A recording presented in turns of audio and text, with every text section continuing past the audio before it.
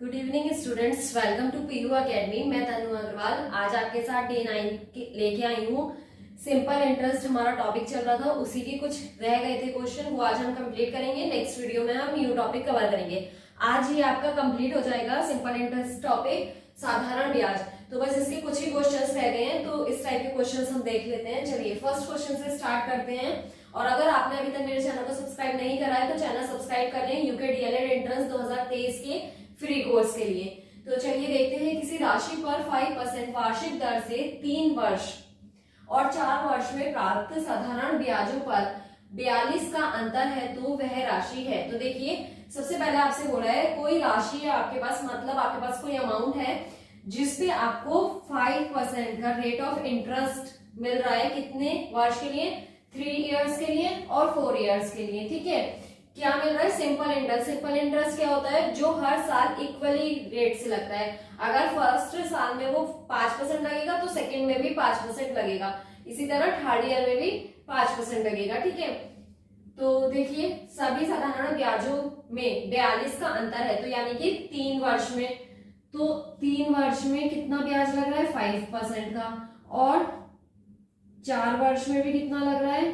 5% का। ठीक है, तो उन दोनों में आपसे क्या बोल रहे हैं कि अंतर जो है 42 का है। तो आपको बताना है कि वो अमाउंट कितना था। तो देखिए आपके पास कितना हो जाएगा? 15% और यहाँ पे हो जाएगा आपके पास 20%। और आप क्या करेंगे? इन दोनों का डिफरेंस देख लीजिए, यानी कि अंतर देख लीजिए। तो अंतर देखेंगे तो आपको पता चलेगा कि 5% का अंतर आ रहा है आपके पास। ठीक है, राशि का भी अमाउंट माइनस में नहीं होती है, 5% का आएगा आपके पास। देखिए किसी राशि पर 5% वार्षिक दर से 3 वर्षों और 4 वर्षों में प्राप्त साधारण ब्याजों में 42 का अंतर है तो वह राशि है। तो यानी कि ये जो होगा परसेंटेज वो किसके बराबर होगा? आपका 42 के बराबर। ठीक है, तो आप कैसे सॉल्व कर लेंगे? ये आपका अमाउंट चला जाएगा डिवाइड में, तो 42 डिवाइडेड बाय 5 मल्टीप्लाई 100। अब आप इसे सॉल्व कर लेंगे, आपके पास आंसर आ जाएगा।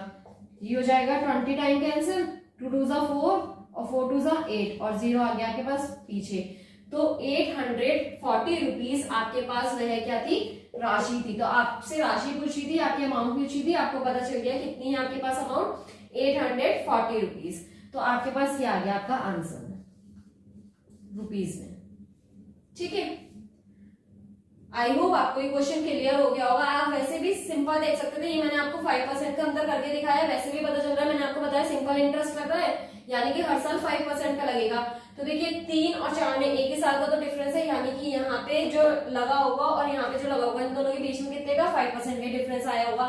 तो आप जब एग्जाम में करेंगे तो थोड़ा क्वेश्चन केयरफुली पढ़िएगा, अच्छे से पढ़िएगा, समझिएगा कि क्वेश्चन क्या कहना चाह रहे हैं, तो आप इन स्टेपों से बच जाएंगे। थोड़ा आप डायरेक्ट यहाँ पे आएंगे, अपनी कैलकुलेशन करेंगे, आंसर निकालेंगे और टिक कर देंगे। ठीक है, तो बहरहाल अगर नहीं हो पाएगा तो आप ऐसे करेंगे। चलिए नेक्स्ट देखते हैं।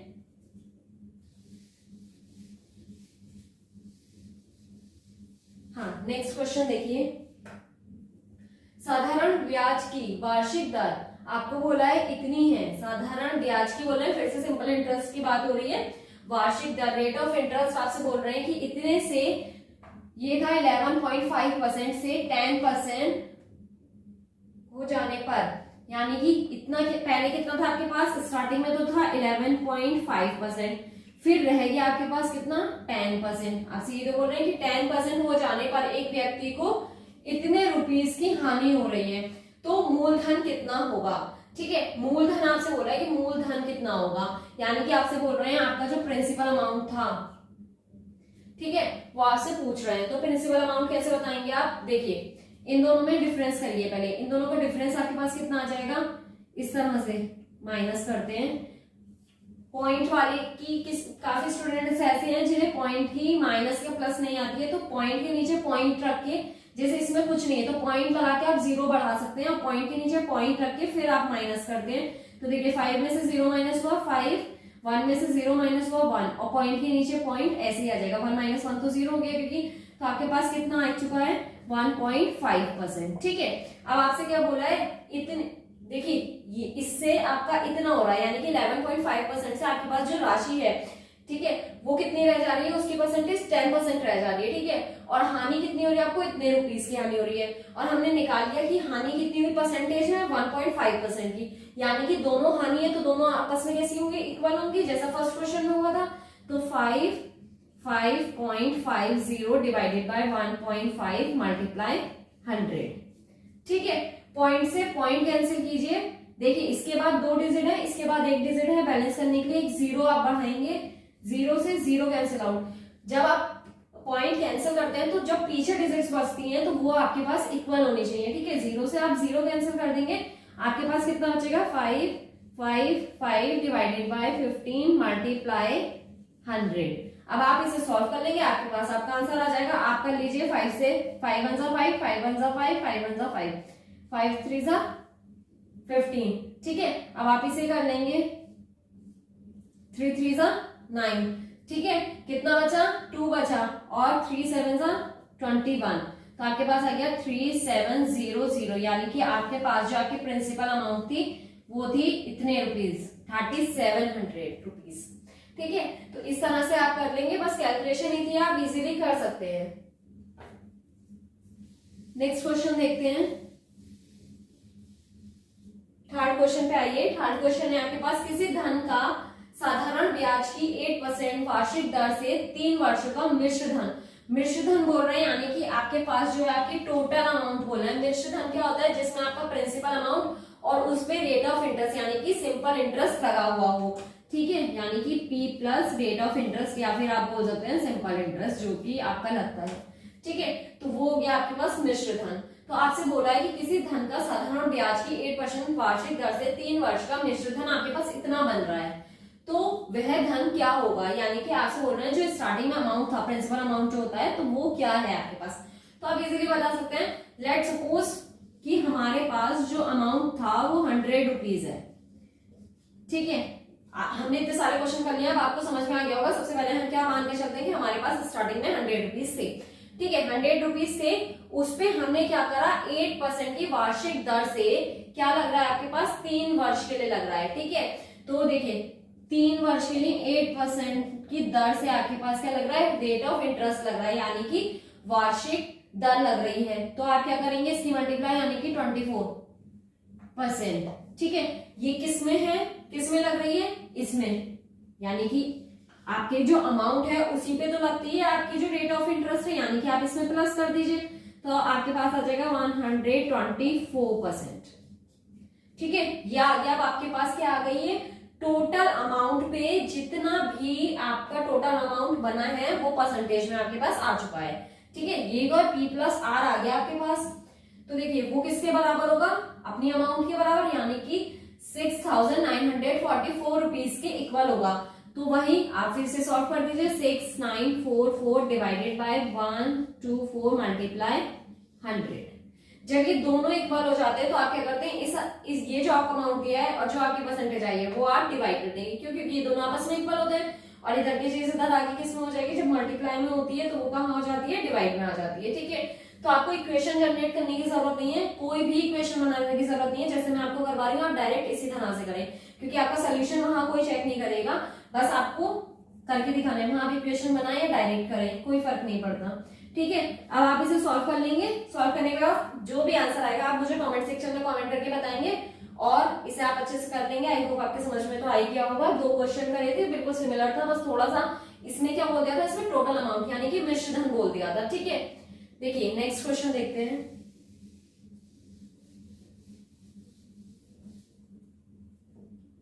नेक्स्ट क्वेश्चन है, समीता ने 6% वार्षिक दर से साधारण ब्याज पर कोई ऋण लिया, यह दर प्रति वर्ष यानी कि आपसे बोल रहे हैं हर साल, ठीक है, 1.5% वार्षिक दर से बढ़ती है। 3 वर्ष की समाप्ति पर इतने रुपीस वह ब्याज के रूप में देती है, यह ऋण राशि कितनी है, यानी कि आपसे अमाउंट पूछ रहे हैं। ठीक है, तो देखिए 6% वार्षिक दर से साधारण ब्याज पर कोई ऋण यानी कि उधार लिया जाता है। ठीक है, यह दर प्रति वर्ष इतना, 3 उसके लिए बन रहा है, समीता ने 6% वार्षिक दर से साधारण ब्याज वर्ष इतनी दर से बढ़े 3 वर्ष की। तो आपको जो दिया है 3 वर्ष दिया है, यानी कि फर्स्ट ईयर, सेकेंड ईयर और आगे आपके पास थर्ड ईयर। 3 ईयर के लिए बोल रहे हैं। सबसे पहले आपसे बोल रहे हैं जो आपकी अमाउंट पे लग रहा है वो 6% लग रहा है। ठीक है। फिर आपसे बोल रहे हैं कि वो प्रति वर्ष बढ़ के 1.5% इंक्रीज करता है, ठीक है। 1 पॉइंट कितना कर रहा है, 1.5% इंक्रीज कर रहा है, तो 6% ही आ गया। फर्स्ट में जो फर्स्ट ईयर में लग रहा है वो 6% लग रहा है, सेकेंड ईयर में 1.5 इंक्रीज कर रहा है, तो 1.5 6.05 और 7 पॉइंट आ गया आपके पास 7.5%, ठीक है। फर्स्ट ईयर में तो इतना रेट ऑफ इंटरेस्ट लग रहा है, सेकंड में इतना रेट ऑफ इंटरेस्ट लग रहा है जो अमाउंट उधार लिया गया उस पे, ठीक है। और थर्ड ईयर में फिर इसमें क्या बोल रहा है, फिर इंक्रीज हुआ कितना 1.5%, तो 1.5 ऐड कर लीजिए, 5 5 10 7 8 9, तो आपके पास लगा 9.0%, ठीक है। अब आपसे क्या बोल रहे हैं कि जब समाप्ति होती है, यानी कि ये, ठीक है, इन तीनों वर्ष की जब समाप्ति होती है तो उसे जो टोटल ब्याज देना पड़ा है वो इतना अमाउंट देना पड़ा है, ठीक है। तो आपसे पूछा है कि वो जो अमाउंट ली थी उन्होंने स्टार्टिंग में जो उधार लिया था किसी व्यक्ति से, पर्सन से, तो वो कितना है, तो आपको ये बताना है। तो आप क्या करेंगे, इन सबका प्लस कर देंगे, तो प्लस करिए कितना हो जाएगा 9.0 7.5 और 6.0 5 पॉइंट, ठीक है। 9 और 6 15 15 और 7 22 22.5%, आपके पास आ जाएगा 22.5%। ये किसके इक्वल होगा, आपको जो अमाउंट दिया है उसके, यानी कि 8190 डिवाइडेड बाय 2.5 मल्टीप्लाई 100। आप इसे सॉल्व करेंगे, आपके पास आपका आंसर आ जाएगा। आप कैसे सॉल्व करेंगे, पॉइंट हटा लीजिएगा, 0 आ जाएगा ऊपर, ठीक है। अब नीचे भी 0 से डिवाइड, नीचे 5 से डिवाइड, ऊपर भी 5 से डिवाइड, या तो इसे कर लीजिएगा, इन दोनों को 5 5 से डिवाइड, या फिर इन दोनों को 5 5 से डिवाइड। तो जितना सिंप्लीफिकेशन होता जाएगा डिजिट्स आप करती जाइएगा, ठीक है। और उसके बाद आप जो भी बचेंगे उनकी मल्टीप्लाई करके आंसर निकाल लीजिएगा।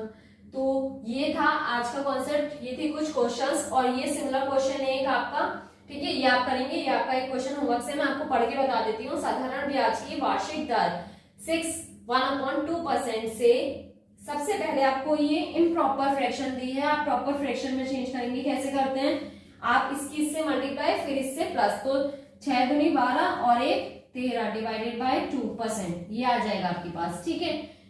से 8% हो जाने के कारण एक व्यक्ति की वार्षिक आय में इतने की वृद्धि हो जाती है, तो मूलधन कितना होगा, यानी कि प्रिंसिपल अमाउंट पूछ रहे हैं, तो आप इजीली बता सकते हैं, ठीक है। तो आप इसे सॉल्व करेंगे, कमेंट सेक्शन में मुझे कमेंट करके बताएंगे।